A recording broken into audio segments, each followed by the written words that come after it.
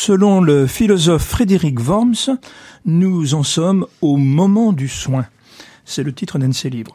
C'est-à-dire à une étape de l'histoire humaine où le soin dû à l'autre peut structurer non seulement les institutions sanitaires et sociales, mais l'ensemble du champ politique et social.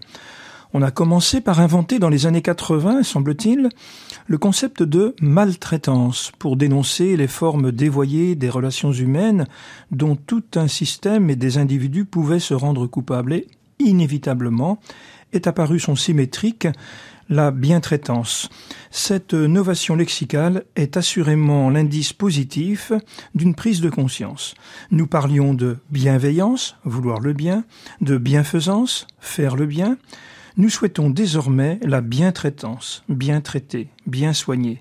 Mais de quelle bientraitance s'agit-il ? C'est précisément la question que pose le philosophe Joël Gaubert dans un opuscule intitulé sobrement « Quelle bientraitance ?» et qui est paru récemment aux excellentes éditions M éditées. Joël Gaubert, bonjour. Bonjour. Vous êtes agrégé de philosophie, professeur honoraire en classe préparatoire littéraire et vous êtes venu récemment au micro de 27 minutes pour comprendre afin de nous éclairer sur les rôles respectifs de l'imagination et de la raison dans l'esprit humain. Vous avez été, il y a peu, invité par le centre hospitalier de Cholet pour examiner en philosophe la notion de bientraitance dont est issu le livret que vous publiez. Vous craignez que la bientraitance puisse s'inverser en maltraitance. Oui, définissons peut-être les mots. Traiter, traitance, c'est le fait pour un homme, une femme, un sujet ou un agent de se comporter à l'égard d'un autre homme ou femme en se souciant de son existence et, vous l'avez dit, en prenant soin même. Et il va de soi que dans le domaine médical notamment, la médecine des corps et même des esprits soit attachée à cette bientraitance qui cherche à réparer ou sauvegarder une vie qui serait atteinte conjoncturellement par le biais d'une maladie ou d'un accident ou d'une vie qui serait malheureusement atteinte, si j'ose dire, de fin de vie, et là il faudrait l'aider, l'accompagner de façon palliative. Et donc cette volonté de bientraitance relève du cure, comme on dit, anglo-saxon, comme disent les Anglais, où il s'agit conjoncturellement de soigner. C'est-à-dire le curatif. Voilà, le curatif. Soigner un dysfonctionnement conjoncturel passager pour guérir. Alors que le care, c'est l'ensemble des actions qui visent à maintenir la vie à son mieux, voire à l'améliorer, mais, si j'ose dire, tout au long de la vie, structurellement. Il s'agit d'un soin, comme on dit, thérapique et non pas d'une cure thérapeutique. Et effectivement, vous et moi, en tant que membres de famille de personnes souffrantes parfois, ou nous-mêmes, eh bien, nous connaissons le lieu de la cure, l'hôpital, la clinique, et nous nous inquiétons parfois avec nos malades et les personnels soignants aussi, que le soin du corps et le soin de l'esprit ne soient pas tout à fait à la hauteur de ce qu'on en espérait et que de la bientraitance on passe à la maltraitance, où le malade se trouve un petit peu bousculé au niveau de la prise en charge de son corps et un peu méconnu pour ce qui serait de la prise en charge de sa demande de sens et de reconnaissance. Alors, vous avez construit votre réflexion en 3 grandes parties que nous allons reprendre les unes après les autres. Dans un premier temps, vous rappelez ce que les philosophes appellent la finitude. D'ailleurs, la finitude a fait l'objet d'un de vos ouvrages précédents. Et cette vulnérabilité qui est liée précisément à l'humaine condition vous inspire un certain nombre de remarques. Oui, je parlais de fragilité conjoncturelle en parlant de maladie ou d'accident, mais il faut savoir et surtout repartir ici de la fragilité structurelle constitutive de l'être au monde de l'homme, puisque nous sommes limités dans le temps et dans l'espace et que nos facultés intellectuelles et morales sont aussi finies. Et donc, c'est sur le fond de cette fragilité, vulnérabilité que, en philosophe, nous disons parfois ontologique, qui est relative à notre type d'être homme, que le prendre soin prend tout son sens. parce que nous faisons l'expérience du mal, sous la forme du malheur qui nous heurte de l'extérieur, mais aussi sous la forme du mal fait à l'homme par l'homme, mais aussi du mal d'injustice où nous pensons, en tout cas, ne pas être rétribués à la hauteur de notre contribution. Et cette expérience du mal nous fait exiger, je dirais, pas seulement espérer, le bien, de bientraitance notamment. Mais alors tous ces mots que vous nommez, ces mots MAUX, oui. Joël Gaubert, ne sont pas liés simplement à l'activité médicale. Le malheur, ce n'est pas au médecin de le réparer nécessairement. Tout à fait. C'est là que la distinction entre le soin entendu comme care, une attention, le soulagement, prise en charge tout au long de la vie, et le cure, prise en charge conjoncturelle, instantanée ou plutôt momentanée, est importante, ces distinctions. Et nous voyons bien que l'enjeu de la bientraitance dépasse de beaucoup la simple cure médicale. Pour prendre soin, comme disent les éthiques et maintenant les politiques du care, de l'être homme tout au long de sa vie, comme on dit maintenant, selon une expression consacrée. Alors dans ce sens-là, qui reste peut-être encore restreint, il s'agit quand même de réparer la vie abîmée autant que possible. Oui. Et de guérir ce corps autant que nous le pouvons. Voilà. Et ce sur quoi j'insiste en première partie, c'est sur le fait que, bien sûr, ce type de soin ne vient pas de sortir, mais que nous ignorons assez souvent qu'il est fondé sur un type de raison, un logos, comme on dit en philosophie, qui est né avec la révolution des sciences et des techniques, il y a 400 ans, Galilée, Descartes, et surtout au siècle des Lumières et au 19e siècle, pour ce qui est de la médecine des corps et des esprits, par le biais de la biologie, Claude Bernard par exemple. Oui, une médecine qui se veut scientifique. Voilà, en référence à la méthode expérimentale et même à l'usage de la langue mathématique, jusque dans l'étude de l'esprit, puisque Binet prétendait calculer l'intelligence, le fameux quotient intellectuel, et ce type d'approche théorique va de pair avec une approche technique qui s'en veut l'application efficace, puisque le soin technique, mathématique et disons un gros mot analytique analyse la maladie et le malade en facteurs, variables, paramètres et pense que plus on est pointu dans le savoir de la fragilité de l'homme fragile, plus on sera efficace dans le traitement de ce qui finalement dysfonctionne chez lui actuellement. Donc c'est un soin de la performance en quelque sorte. Oui, on recherche là, en médecine des corps et des esprits comme partout aujourd'hui, la performance, le rendement optimum, optimal et même je dirais maximal plutôt parfois, c'est ce qui fait problème du corps et de l'esprit.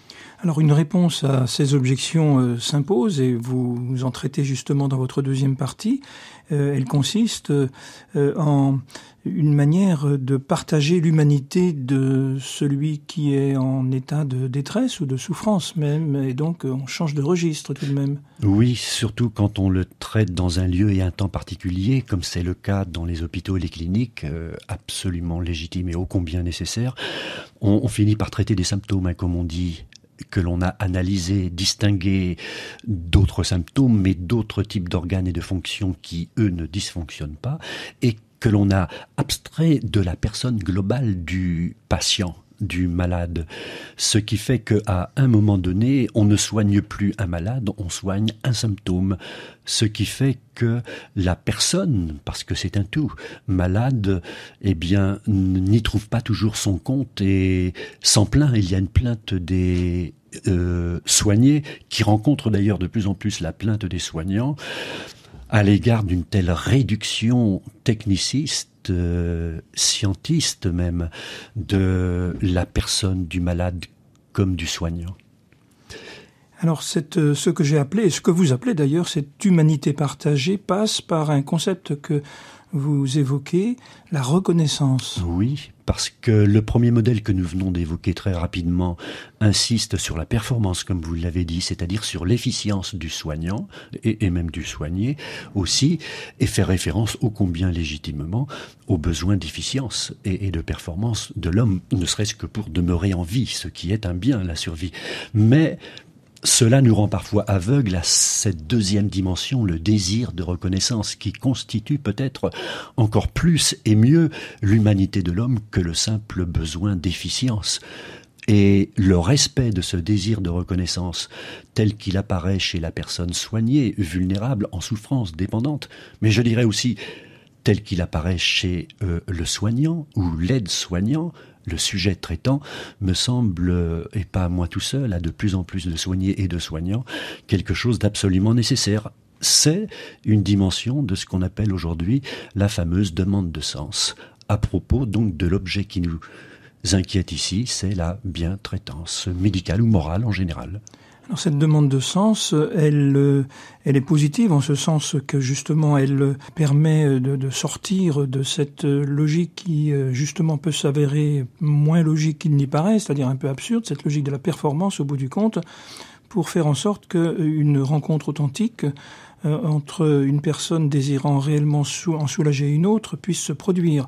Vous parlez de psychologie en deuxième personne. Oui. C'est-à-dire que le malade n'est plus un objet de soin, il est un sujet en face de celui qui prétend vouloir et faire son bien. Tout à fait. Dans l'autre modèle qui est encore aujourd'hui le modèle dominant, je le disais, technoscientifique, le soigné est traité, et là le mot traité convient, comme un objet, une chose située dans l'espace et le temps, alors que si on se soucie surtout de la dimension du désir de reconnaissance, là, on fait référence à un être humain, fût-il vulnérable, dépendant et souffrant, et donc soigné, mais qui n'est plus une chose située dans l'espace et le temps, mais un esprit doué de sens, doué de désir, doué de demande d'humanité.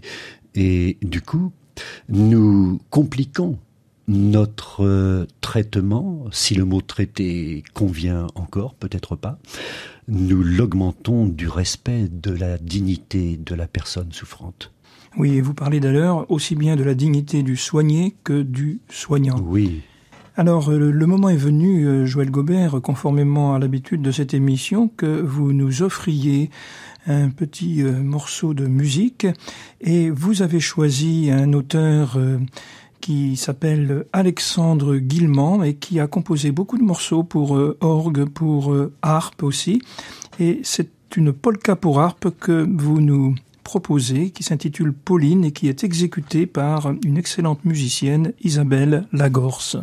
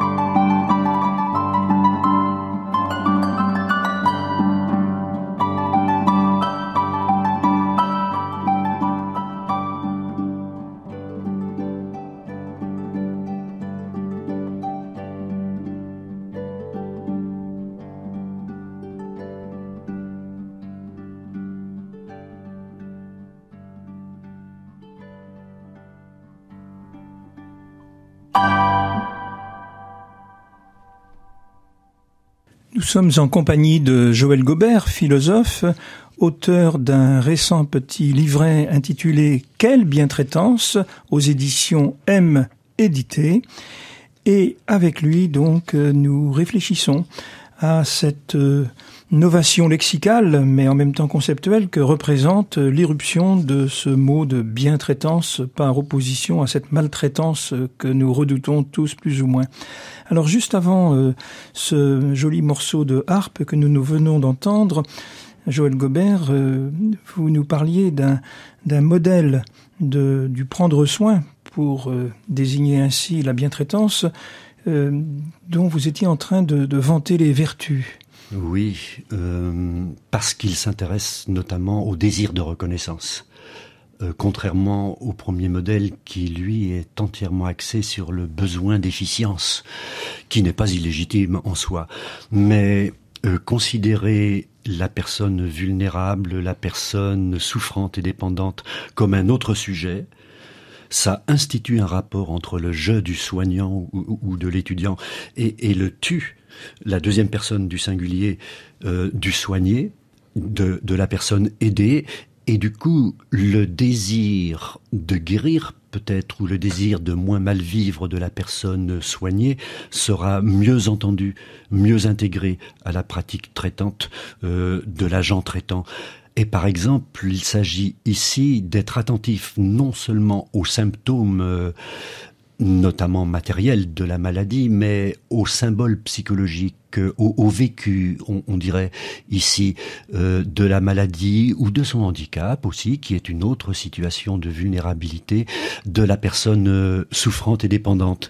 Et du coup, le soignant est amené à entrer en dialogue, à un échange verbal vis-à-vis de l'autre personne, qu'il respecte comme une personne d'égale dignité à lui-même, ce qui va certainement lui révéler des aspects de la vie, certes, de la personne soignée, mais de la façon dont elle vit sa dépendance, sa souffrance, et cela va ouvrir le soignant à d'autres dimensions, non seulement de compréhension de ce sens, mais de traitement. Alors le mot ici apparaît un peu de façon, je dirais, péjorative.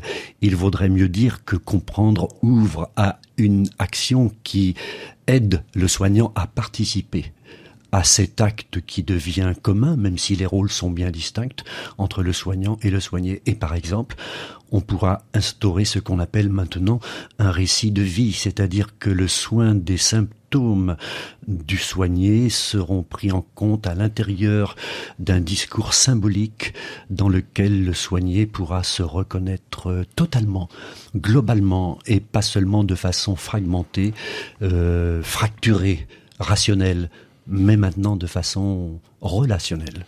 Alors c'est peut-être ce qu'on appelle l'alliance thérapeutique contre le mal qu'il faut combattre ensemble, soignants et soignés.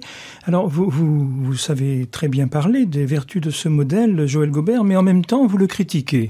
Oui, parce que s'il s'agit d'être soucieux au sens qui habite la personne souffrante, tout cela est bien légitime, mais peut-être que le sens qui habite la personne souffrante, notamment sur sa souffrance, surtout si on dit que ce sens n'est pas toujours patent, bien explicite, mais que parfois il faut aller le chercher comme en psychanalyse parce qu'il est un peu caché par des désirs inconscients. Ce sens serait donc au moins aussi latent que patent.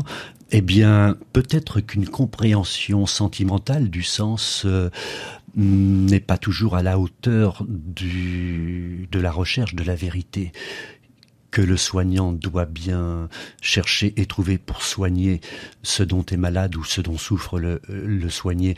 Et donc, peut-être que le sens que se fait le soigné de sa maladie et de sa vie n'est pas tout à fait vrai et bien explicité, et peut-être que le personnel soignant, mais aussi le personnel, je dirais non pas le personnel, mais les accompagnants familiaux et amicaux veulent bien entendre du sens et le partager, mais souvent on veut bien faire, trop bien faire, c'est-à-dire faire pour faire à la place de, ce qui peut entraîner la personne soignée dans un mauvais sens, dans une mauvaise direction.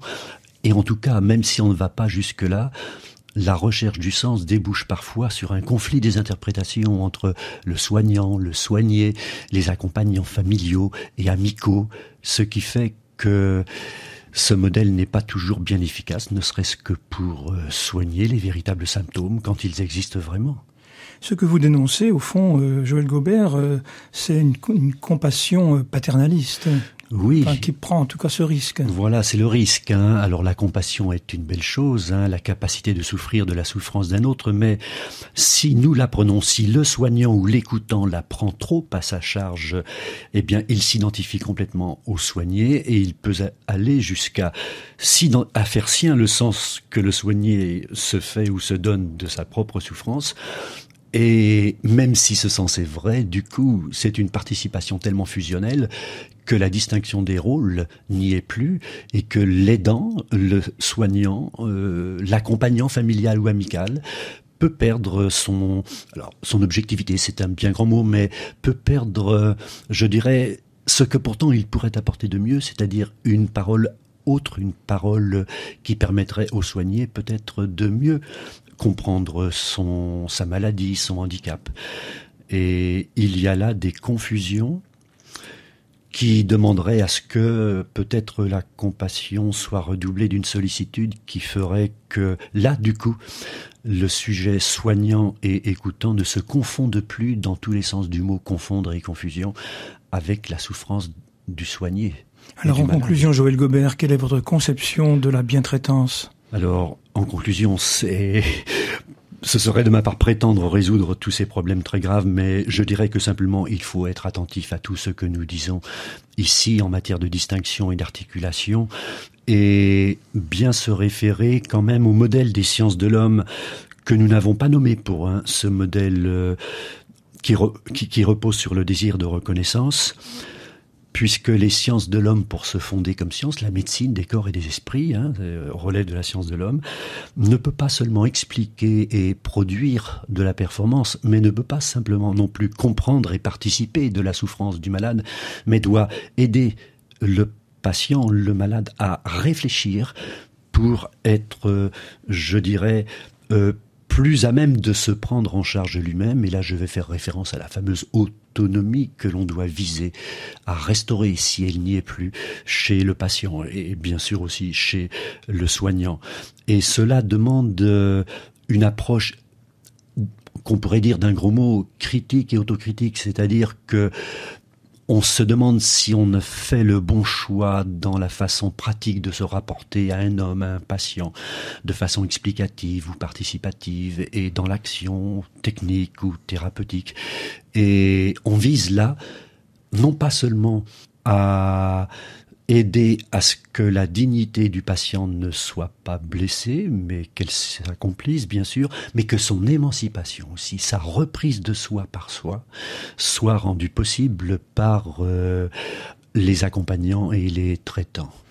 C'est, me semble-t-il, Joël Gaubert, ce que les anglo-saxons d'abord et certains philosophes français ont fini par appeler la restauration des capacités, et ils ont inventé même un mot, des capabilités, dans la mesure où on sait bien que jamais un paralytique à vie, un tétraplégique deviendra un danseur étoile, mais ni non plus un malade psychiquement affaibli, un président de la République.